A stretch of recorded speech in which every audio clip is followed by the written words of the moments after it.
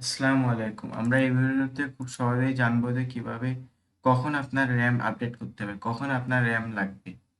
আমরা অধিকাংশ সময় দেখি আমাদের ল্যাপটপ স্লো হয়ে যাচ্ছে। এই স্লো হয় ল্যাপটপ র্যামের জন্য না, ল্যাপটপের পারফরমেন্স ড্রপ করে র্যামের জন্য।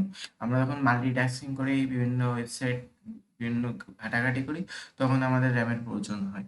তা আমরা কিভাবে বুঝবো যে আমাদের র্যামটা কখন প্রয়োজন? এর জন্য আমরা ফার্স্টে চলে যাব টাস্ক ম্যানেজারে। টাস্ক ম্যানেজার যাওয়ার জন্য মাউসের লেফট বাটন ক্লিক করে এদের টাস্ক ম্যানেজারে চলে যেতে হবে। টাস্ক ম্যানেজারে তো আমরা এখন প্রসেসে রয়েছে, এই জন্য আমার র্যাম 4 জিবি মাত্র এই ল্যাপটপে। সো আমার র্যাম কয়দিন পর আপডেট করবো। তো আপনাদের যদি লাগে, কিভাবে আপনারা দেখবেন যে কিভাবে লাগবে, সেটা আপনারা কিভাবে বুঝবেন, এই জন্য এই ভিডিওটা।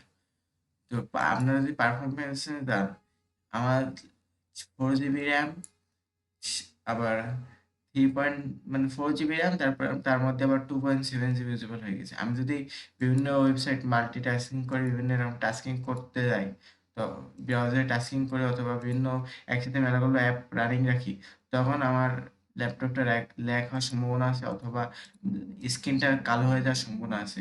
অনেকেই দেখা যায় বিভিন্ন মাল্টিটাস্কিং করার সময় ল্যাপটপের স্ক্রিন কালো হয়ে গেছে, ধাপ করে কালো হয়ে গেছে। এই কারণটা হয় বিভিন্ন মাল্টিটাস্কিং করার জন্য। সো আপনারা যদি এরা মাল্টিটাস্কিং করেন, তাহলে আপনাদের অবশ্যই র্যাম লাগবে। সো কিভাবে আপনারা র্যাম কিনবেন, এর পরের ভিডিওতে আমি খুব ভালোভাবে সব বলে দেবো। কি ধরনের র্যাম, DDR3, DDR4 নাকি DDR5। অধিকাংশ এখন DDR3 আর DDR4 পুরোনো ল্যাপটপগুলো। এখন নতুন মডেল DDR5 এসেছে। সো আপনাদের কিরকম র্যাম র্যাম লাগবে সে সম্পর্কে আমি এর পরের ভিডিওতে বিস্তারিত বলবো। এর জন্য একটা সফটওয়্যার আছে, র্যাম এক্সপার্ট। এ সম্পর্কে আমি বিস্তারিত পরবর্তীতে বলবো।